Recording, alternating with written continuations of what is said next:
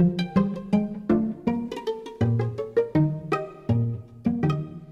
Jean-Michel, je m'appelle Romane, puis j'aurais une question pour toi.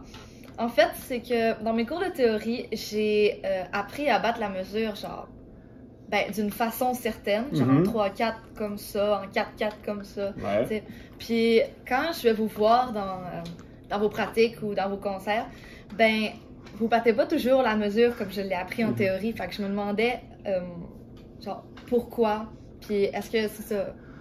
Pourquoi vous battez la mesure, pas de la façon dont il y a plusieurs raisons. Premièrement, évidemment, on devrait normalement toujours battre exactement avec la technique parfaite et tout ça, mais des fois, dans des moments musicaux qui sont plus intenses, où on va aller chercher des choses différentes, des fois, on laisse de côté un peu la technique de base, parce que, tu sais, c'est une technique de base, on l'utilise le plus possible, mais des fois, pour aller chercher un côté musical un peu différent, on va la mettre un petit peu de côté pour aller chercher un peu plus d'expressivité ou aller chercher des couleurs différentes à l'orchestre et tout ça. Puis il y a aussi, tu sais, les musiciens de l'orchestre professionnel sont tellement bons qu'ils n'ont pas nécessairement besoin d'avoir un 4-4 bien carré, mais dans certaines circonstances, par exemple, c'est important d'avoir le pattern, comme on appelle, vraiment exact et précis.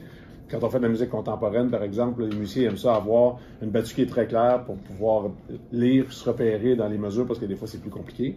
Mais quand on fait du Mozart, par exemple, ou c'est de la musique que les musiciens connaissent, et puis rythmiquement, c'est quand même assez simple, les musiciens aiment plus avoir un chef qui va diriger le côté musical, le phrasé, les intentions, l'expressivité, que d'avoir quelqu'un qui va des patterns très très clairs. Donc, c'est de trouver un juste milieu dans tout ça.